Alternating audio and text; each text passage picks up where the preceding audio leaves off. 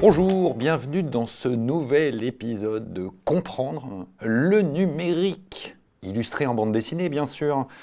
Je vous propose dans ce nouvel épisode de nous intéresser à la notion d'information et de support. Voilà, on a vu dans un précédent épisode cette notion d'information.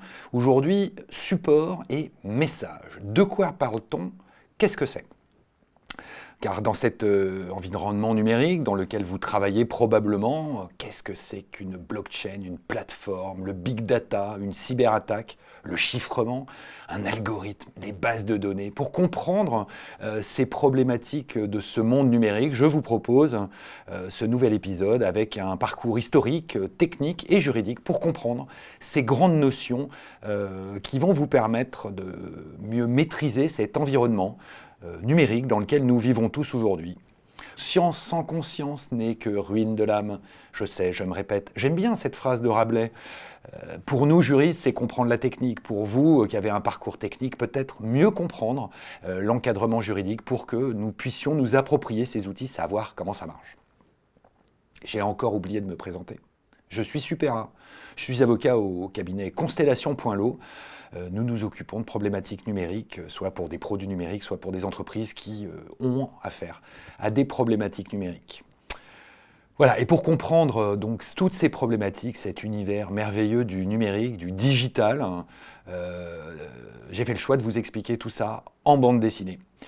Vous allez voir dans ce nouvel épisode apparaître aussi des pictogrammes qui vous permettront de mieux saisir de quoi on parle au fur et à mesure. Et on va reprendre cette thématique, les problèmes d'hier sont les problèmes d'aujourd'hui. Toujours cette information que je vais mettre dans un message. Et ce message, bien ce support qui va contenir ce message, je vais le transporter, je vais essayer de le conserver, je vais essayer d'en préserver le secret. Bienvenue dans l'épisode du jour, message, support. Aujourd'hui, nous allons naviguer dans les terres d'Horus, 8 tomes magnifiques d'Isabelle Detemps, publiés aux éditions Delcourt. Cette notion de support et de message. On va reprendre juste une image de l'épisode précédent. Notre homme de Néandertal, pour transporter son information, eh bien, il est obligé de se déplacer. Et vous voyez, moins 400 000 avant Jésus-Christ, basculons dans l'univers des terres d'Horus, nous sommes à peu près en moins 2000 avant Jésus-Christ. Voyez cette princesse dans cette chaise à porteur qui se fait saluer par une servante, c'est notre héroïne de cet épisode et probablement d'un épisode ultérieur, Méresanque. Méresanque s'incline, je te salue princesse, tu m'as fait appeler. Voyez cette notion de transfert de l'information sans support, il faut que la princesse se déplace pour que l'information vienne jusqu'à elle. Il faut que Méresanque, notre héroïne, vienne voir la princesse pour que l'information puisse passer de l'un à l'autre, de l'une à l'autre. Information sans support, eh bien, il faut transporter le messager pour que l'information soit transportée. Et la révolution, c'est cette notion de support. Vous voyez sur cette image notre héroïne Méresanque qui pose la main sur ce dessin un peu primitif. Lorsque vous allez rechercher sur Wikipédia, moi je travaille beaucoup avec Wikipédia, les premières représentations figuratives humaines faites par l'homme datent probablement de moins 50 000 ans. Donc dans cette chronologie, Néandertal, moins 400 000, moins 50 000, ces premiers dessins figuratifs à l'est de Bornéo, et voilà la vraie révolution. L'information va être insérée dans un support. Il y a un message. Ce message, il est gravé sur cette grotte. Et vous voyez, Méresanque se retourne et vous le dit, ces dessins sur la paroi sont étranges. Il y a un message. On comprend que quelque chose est exprimé, mais maintenant, quelle est l'information derrière ce message? Car même pour Méresanque, en moins 2000 avant Jésus-Christ, eh bien, elle ne comprend pas le sens du message. Il y a un message, il y a une information. Cette information, elle ne la comprend pas. Voyez cette falaise sur laquelle vous pouvez voir ces dessins, un dessin d'animal, un homme avec probablement une flèche ou une lance. Que veut-il dire, ce message? Quel est le message derrière? On ne le sait pas. Et techniquement, le message, alors déjà on ne va pas le comprendre, et il est exposé en plein vent. le sable peut éroder le message qui a été gravé, peint, dessiné. Donc la vraie révolution de cette expression figurée de l'information, ça va être l'écriture. Et là, effectivement, les premières traces d'écriture dans l'histoire de l'humanité, c'est bien cette civilisation égyptienne, puisque les hiéroglyphes aujourd'hui, on le sait, datent d'à peu près 3200 à 3000 avant Jésus-Christ. Et vous le voyez sur cette image, Pharaon posant de manière un peu paternaliste la main sur l'épaule de Méressang, qui lui dit « Regarde ce qui est inscrit sur le mur du fond ». Voilà, on va passer d'un mode de transfert de l'information sans support, avec un support, et là le support va utiliser une langue. On est déjà à un deuxième niveau d'encodage de l'information. Donc intéressons-nous à la notion d'écriture. Qu'est-ce que c'est que l'écriture? Wikipédia nous le dit, un moyen de communication qui représente une langue. Donc on part de cette notion de langue, à travers l'inscription de signes sur des supports variés. Voilà. En fait, la définition est tout à fait exacte, elle est un peu barbare, je vais essayer de vous l'exprimer différemment.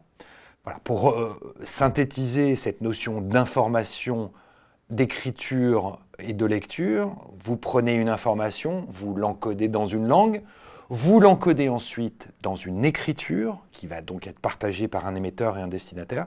Vous allez donc obtenir un message, ce message vous allez le transmettre, et ce message sera décodé par le destinataire.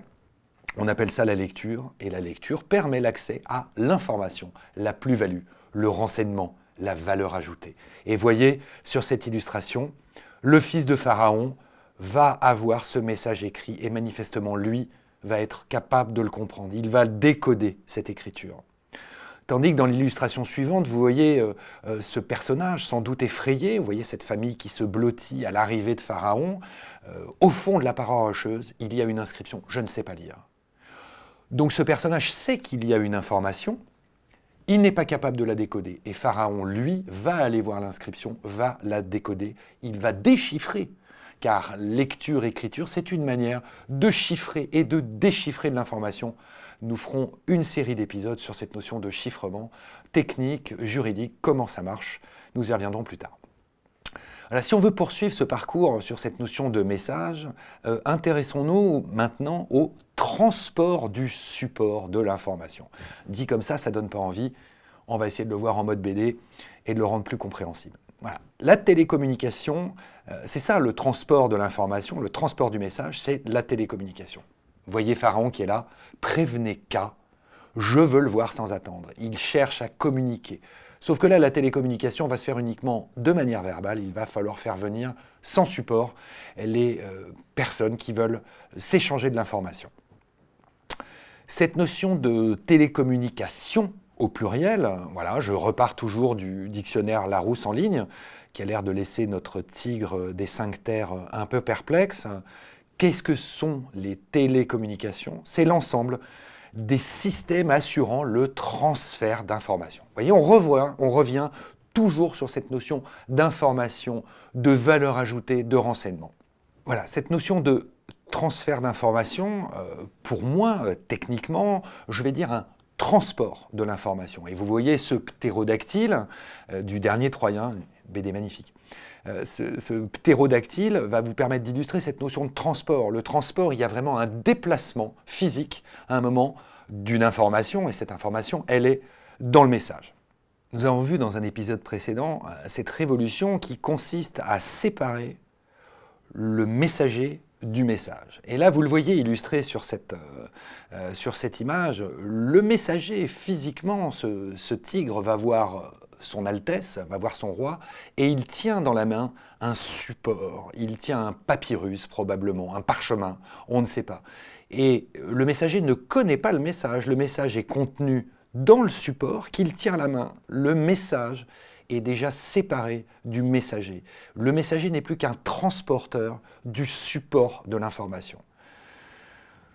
Maintenant, ce qui est intéressant de voir en faisant ces sauts dans le temps, c'est cette notion de support léger et de support lourd. Vous voyez sur cette illustration, vous voyez là sur les terres d'Horus, ces deux mains qui tiennent un papyrus. Ah, c'est extrêmement intéressant. On va utiliser un support très léger, où on va inscrire un message qui va être donc encodé dans une langue, qui sera encodé dans une écriture.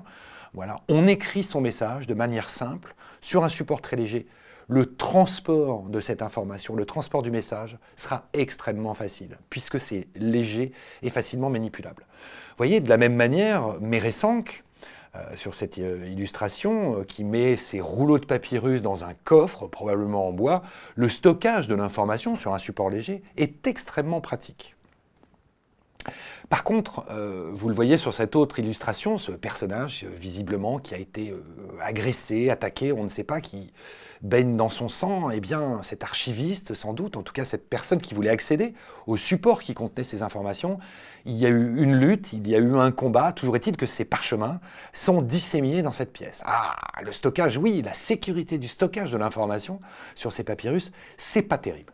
Voyez l'intérêt de ce stockage de l'information sur support léger. Si le stockage est organisé, on peut rechercher de l'information, on peut la retrouver.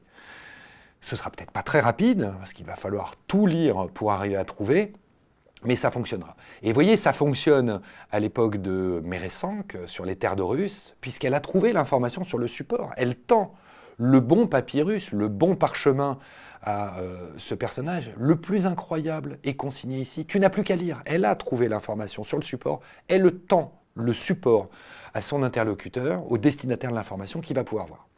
La recherche est possible, elle sera lente. Évidemment, aujourd'hui, avec le numérique, ce sera beaucoup plus pratique. On va reprendre ces problématiques toujours de transport, de support léger. Vous voyez là, sur ces deux illustrations, d'un côté, Pharaon a une information sur un support papyrus. Visiblement, l'information qu'il reçoit ne lui plaît pas. Il va froisser le papyrus. Le papyrus va être oblitéré. Donc il y a un problème de conservation du support. L'information aura bien été transférée. L'émetteur du message l'a bien envoyé à Pharaon. Pharaon a eu son message. Par contre, le support de cette information va disparaître de par l'effet de la colère de Pharaon. Donc le problème de conservation est un problème qui est récurrent sur les supports légers qui sont utilisés. Donc les mesures de sécurité autour du support de cette information sont problématiques. Et c'est là où on va arriver à cette notion de support léger contre support lourd. Et là, vous voyez probablement cet esclave qui vient voir maître Iménie et qui lui dit « Voilà, j'ai un message pour toi » et qui vient avec ces tablettes d'argile. Voilà, on sait que l'information a été encodée sur des supports lourds, type tablette d'argile, à l'époque sur les terres de Russe, vers 2000-2500 avant Jésus-Christ, et de manière à peu près similaire dans la Babylone ancienne, vers 3000 après Jésus-Christ. Alors quel est l'intérêt de ce support lourd? Alors voyons déjà les inconvénients. Le transport, c'est difficile de transporter ces tablettes d'argile. On en transporte une, c'est possible. Si on a beaucoup de messages à diffuser, ça va être lourd, ça va être compliqué, il va falloir s'équiper. Le stockage de ces tablettes d'argile va quand même être problématique. Elles vont sécher, elles vont peut-être s'abîmer, ce sera un peu durable. Vous voyez là sur cette illustration, dans cette BD extraordinaire, on redécouvre les tables du roi Salomon. Vous voyez que le support de l'information est extrêmement durable. Il suffit de graver des tablettes en pierre et l'information va être extrêmement pérenne. Donc la conservation est très intéressante sur support lourd, mais sera compliqué. La conservation sera bonne, le transport sera problématique. Alors pour reprendre cette dialectique support lourd, support léger, l'intérêt du support léger aussi, l'humanité toujours très créative, on va essayer de transporter de l'information autrement que par un message transporté par des hommes. On va utiliser des pigeons voyageurs, on va utiliser des faucons, vous voyez là sur cette illustration. Pourquoi ne pas mettre une bague à un faucon? On envoie le faucon transporter l'information. Alors, extraordinaire, l'information sera transportée, le message sera transporté de manière très rapide. Par contre, la fiabilité, évidemment, est problématique. Vous le voyez sur cette autre illustration, dans le royaume des 5 terres, la libellule qui va transporter un message. On transportera une très petite quantité d'informations. Ça pourrait être extrêmement rapide. Par contre, la fiabilité de ce transport d'informations, on ne sait pas si l'information arrive.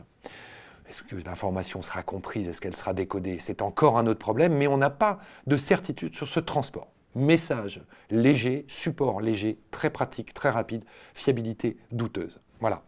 Et vous le voyez en conclusion de ce premier aspect, support lourd, super léger, chacun a des qualités, chacun a des inconvénients. qu'on se situe à l'époque de Pharaon ou aujourd'hui dans l'univers du numérique. On y reviendra. Et c'est justement le moment de s'intéresser à faire un peu d'histoire. Comment va-t-on passer d'un transport de l'information par un signal visuel jusqu'au transport du signal numérique par les techniques électromagnétiques. Donc ça fait chic comme ça, mais le transport d'un signal électromagnétique, c'est l'utilisation de votre téléphone portable pour recevoir des communications. Vous obtenez un signal numérique électromagnétique. Pour faire un peu de perspective dans le temps, la première grosse révolution qui va nous conduire aujourd'hui à ces sciences numériques, la première révolution qui est intéressante, c'est cette révolution de la fin du XVIIIe siècle, cette première révolution industrielle. Chimie, sidérurgie, machine à vapeur, puisqu'on va commencer à mécaniser le transport de l'information notamment. On va pouvoir prendre un train pour transporter de l'information, soit soi-même, soit via des messages. On va gagner du temps. Une révolution qui est très intéressante, toujours à la fin du XVIIIe siècle, cette révolution des frères Chappe, qui ont inventé le sémaphore, où on transportait de l'information de manière visuelle avec un codage assez simple, et de sémaphore en sémaphore, on va pouvoir transmettre de l'information de manière visuelle. Vous voyez, en 1792, un message transporté entre Paris et Lille sur 193 km en 9 minutes. C'est quand même une révolution en termes de transport de l'information extrêmement rapide. Alors évidemment, la fiabilité n'était pas garantie et les scandales de transport d'informations illégitimes ou de tronquage des messages ont très vite éclaté avec le système des frères Chappe. C'était très rapide, c'était pas forcément fiable, c'était déjà un progrès. La révolution suivante dans cette technique de transport de l'information, on est vers 1843 aux États-Unis, le Morse, Samuel Morse, qui construit sa première ligne électrique télégraphique entre Baltimore et Washington. C'est une révolution. L'information dans des messages dématérialisés va passer de manière électrique, dans un support électrique. 1843. La deuxième révolution qui est intéressante, fin du 19e siècle, vous voyez, en 100 ans, on va de révolution en révolution. Cette deuxième révolution intéressante, l'électricité utilisée à titre industriel, et le moteur à combustion interne.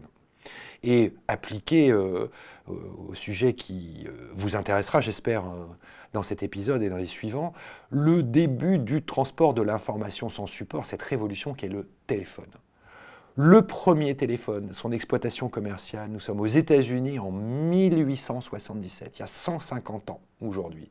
En France, pour une fois la France n'était pas trop en retard, eh bien on a commencé à pouvoir transférer de la voix par un signal électrique. Nous sommes il y a déjà 150 ans.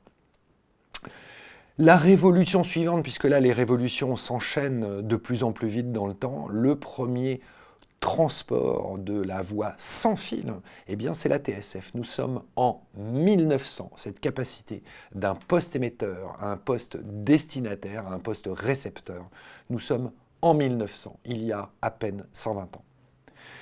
Nous étions sur la voie, la révolution voix et images arrive. En France, la première émission officielle publique de télévision, de la télévision française. Nous sommes en 1935. Nous sommes entre les deux guerres mondiales. Déjà, l'humain est capable de transférer une information, voix plus image, à partir d'un système sans fil. Nous sommes en 1935, il y a à peine 100 ans. La troisième révolution, qui est celle qui nous touche le plus aujourd'hui, bien sûr, c'est cette révolution dite cyber-industrielle. Nous sommes dans les années 75, la révolution du numérique qui est composée de 3 éléments principaux. D'abord, la capacité de machine, comme celle que vous voyez là, la capacité de machine à traiter de l'information. C'est ce qu'on appelle la révolution du processeur, le Chip Processing Unit, le CPU. Cette capacité d'une machine à ingurgiter et à traiter de l'information. Cette révolution est intéressante parce qu'est apparu à peu près en même temps des logiciels capables de traiter de l'information pour en faire quelque chose. Et le troisième maillon de cette chaîne de la révolution cyber-industrielle, les réseaux de communications électroniques, nous y reviendrons puisque l'apparition de l'Internet dans les années 1870, j'y reviens. Juste pour vous le faire rapide, le premier calculateur binaire, vraiment cette capacité à dire oui, non, blanc, noir, 0 ou 1, eh bien dans l'histoire de l'humanité, c'est un programme de recherche militaire confidentiel à l'époque du Reich. 1936, un premier calculateur une unité arithmétique, ne me demandez pas ce que ça veut dire.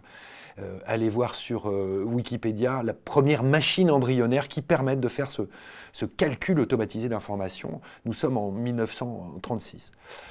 1940-1943, la première véritable apparition d'automatisation de calcul pour des raisons militaires. D'un côté, toujours ce programme militaire allemand avec le ZUS 1, le ZUS 3, et de l'autre côté, surtout les Alliés, les Anglais et les Américains qui vont qui vont inventer une machine afin d'accélérer, d'automatiser le calcul permettant de décrypter les messages Enigma. J'y reviendrai pas. C'est le premier véritable calculateur électronique connu dans l'histoire de l'humanité. Les Alliés, contre les forces de l'Axe, vont être capables de décrypter les messages secrets de l'Allemagne nazie. 1945, le premier véritable ordinateur entièrement électronique. Nous sommes en 1945, l'ENIAC. Allez voir sur Wikipédia, c'est très intéressant. La révolution qui, moi, m'a le plus frappé dans ce petit parcours historique, le transport des communications électroniques. C'est bien de numériser, c'est bien d'avoir des machines, toujours faut-il la transporter, cette information. Et cette révolution, c'est l'Internet. L'Internet, vous allez voir, ça a 50 ans. Les premiers tests techniques, l'ARPANET, vraiment les premiers tests faits par les militaires américains, nous sommes en 1969. Ça marche, on est capable, depuis un ordinateur, d'envoyer de l'information numérique au profit d'un autre ordinateur distant par un réseau, qui était un réseau câble à l'époque, et on va transporter de l'information numérique dans une norme technique qui soit comprise par deux ordinateurs qui n'étaient pas faits pour dialoguer entre eux. Voilà. Ce premier réseau s'appelait ARPANET en 1969, et dès 1973, les techniciens vont comprendre qu'il faut une norme stabilisée pour que plusieurs ordinateurs de marques toutes différentes, puissent s'échanger de l'information numérique. Cette norme, ce protocole de communication, cette manière d'encoder de l'information numérique, c'est TCP/IP. Transfert Control Protocol, que peu d'entre vous connaissent sans doute. Par contre, IP, Internet Protocol, l'adresse IP. Eh bien, voyez la première norme de communication, cette première manière d'encoder de l'information, 1973, TCP/IP V1, version 1. Il y a 50 ans, déjà, on était capable de s'échanger par ce réseau qu'aujourd'hui tout le monde connaît, ce réseau, l'Internet, The Internet. Qu'est-ce que c'est que l'Internet aujourd'hui? C'est tout simplement une connexion de réseaux indépendants entre eux qui vont tous utiliser cette même manière d'encoder de l'information numérique pour que tout le monde puisse s'échanger de l'information numérique, même pour des ordinateurs qui sont de fabricants différents, même si le fonctionnement des réseaux entre eux est différent. On plaque par-dessus l'ensemble de ces normes techniques une norme commune. Cette norme, c'est TCP/IP. Révolution du transport de l'information, et très rapidement va arriver une autre révolution qui aujourd'hui est presque oubliée tellement maintenant l'objet est devenu banal, l'ordinateur individuel, l'ordinateur portable, le desktop, vous l'appelez comme vous voulez. Le premier ordinateur disponible à la vente, 1980, l'IBM PC. Et cette évolution matérielle va suivre cette évolution technique de cette capacité de l'humain à transporter de l'information binaire, à s'échanger des messages. Le premier téléphone portable numérique, 1991, l'apparition de la norme GSM, la 2G, il y a 30 ans à peine. La dernière évolution qui aujourd'hui nous concerne toutes et tous, professionnels, étudiants, qui que nous soyons, le protocole web. Le protocole web, cette capacité à avoir des ressources web, des pages web, techniquement on dira des ressources web, cette capacité à aller sur un site et à cliquer de lien en lien pour avoir cette quantité phénoménale d'informations qui sont véhiculées grâce à la norme TCP/IP. Toujours, aujourd'hui on est entre la norme TCP/IP V4, IPv4, IPv6, ce protocole web qui se rajoute, qui permet cette diffusion incroyable du savoir au profit de l'humanité. Là, maintenant qu'on a vu cette évolution de ces normes techniques, ces révolutions successives dans le transport de l'information, dans son enregistrement, maintenant, intéressons-nous à cette notion de message et de signal. Alors, Vous voyez, qu'est-ce que c'est qu'un signal? Alors l'information, ok, c'est la valeur ajoutée que nous humains allons chercher à recevoir ou à transmettre. Le message, ce ne sera que l'enveloppe, le contenant de cette information. Maintenant, qu'est-ce que c'est un signal? Cette notion de signal, elle est très importante aujourd'hui, au XXe siècle, au XXIe siècle, hein, c'est dire si je suis vieux. Le signal, c'est ce transport du message dématérialisé. Voyez, donc on franchit une étape supplémentaire dans le parcours de l'humanité. On sépare le message du messager, on met le message dans un support qui devient autonome. Eh bien, la dernière vraie révolution, c'est cette dématérialisation du support. On va dématérialiser l'information pour la faire passer dans un signal. Vous voyez sur cette image, le signal, c'est ce qui va relier ce satellite qui va recevoir, lui, des informations à en transmettre, et la station terrestre qui va, elle aussi, émettre ou recevoir de l'information. Et bien, entre les deux, c'est ce signal, probablement numérique, puisqu'aujourd'hui, on fait peu de transfert d'informations analogiques, il y en a un peu, mais moins. Et pour vous illustrer cette notion pas évidente quand même, information, message, signal, je vous souhaite la bienvenue dans cette série absolument remarquable qui s'appelle Les 5 terres, avec ses royaumes peuplés d'animaux. Vous voyez, cette notion de signal, pour bien la comprendre, ce sont des messages codés, nous dit Wikipédia, de manière à pouvoir être communiqués à distance, donc de manière dématérialisée. Alors comment peut-on utiliser un signal? Quel type de signal? Un signal sonore, lorsqu'on parle, on émet un signal sonore analogique. Lorsqu'on va parler dans son téléphone portable aujourd'hui, ce sera un signal sonore numérique. Mais vous avez également une capacité à émettre des signaux électriques, des signaux optiques et peut-être prochainement des signaux quantiques. Je ne rentre pas trop dans ce débat qui m'échappe assez largement. Pour vous le rendre très concret, c'est quoi un signal? Eh bien, c'est donc un transfert d'informations dématérialisé par un phénomène physique maîtrisé. Lorsque j'émets mon signal analogique par ma voix, je vais maîtriser intuitivement, instinctivement ce qui va sortir, ce son qui va être émis par mes cordes vocales. Eh bien, pour que ça marche dans un univers technique, numérique notamment, il faut que ce phénomène physique soit maîtrisé par l'émetteur et par le destinataire. On en revient toujours à ces mêmes problématiques. Regardez ici notre homme de Néandertal, reprenons son cas, qui crie « wouh, wouh, wouh ». Eh bien là, il émet un signal de manière analogique, un signal sonore. Est-ce qu'il sera bien reçu? Est-ce qu'il ne sera pas déformé? C'est un problème. Donc son signal, on n'est pas sûr qu'il soit très fiable au final. Donc vous voyez, si on veut reprendre, pour les synthétiser, ces problématiques, l'expéditeur va chercher à transmettre une information subjective dans un message, et ce message va être dématérialisé dans ce signal. Le signal parvient au destinataire. Eh bien, vous avez fait un transport d'informations dématérialisées via un signal. Alors pourquoi s'intéresser à la notion de signal? Là, ça intéressera sans doute peut-être un peu plus les juristes. Hein. C'est que cette notion de signal, aujourd'hui, elle est utilisée dans nos lois actuelles. Et je vais essayer de vous donner un aperçu rapide pour ne pas vous assommer sur ce que c'est que le droit du signal aujourd'hui, le droit du transport des communications électroniques.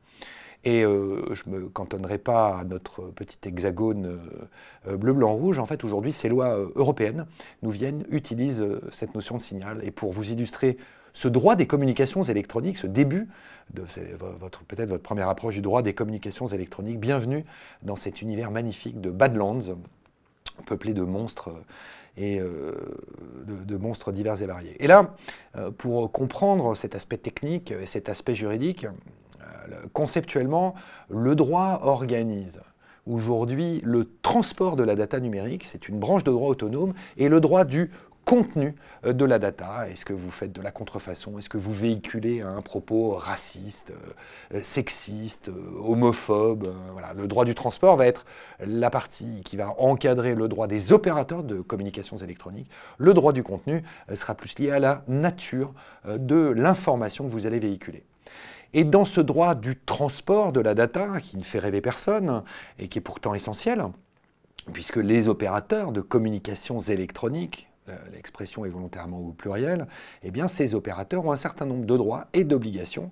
Mais qu'est-ce qui est encadré dans ce droit européen, dans ces directives européennes de 2002 qui vont changer en 2020? Vous voyez, cette définition, qu'est-ce que c'est qu'une communication électronique? Que sont les communications électroniques? Eh bien, c'est émission, transmission ou réception de signaux.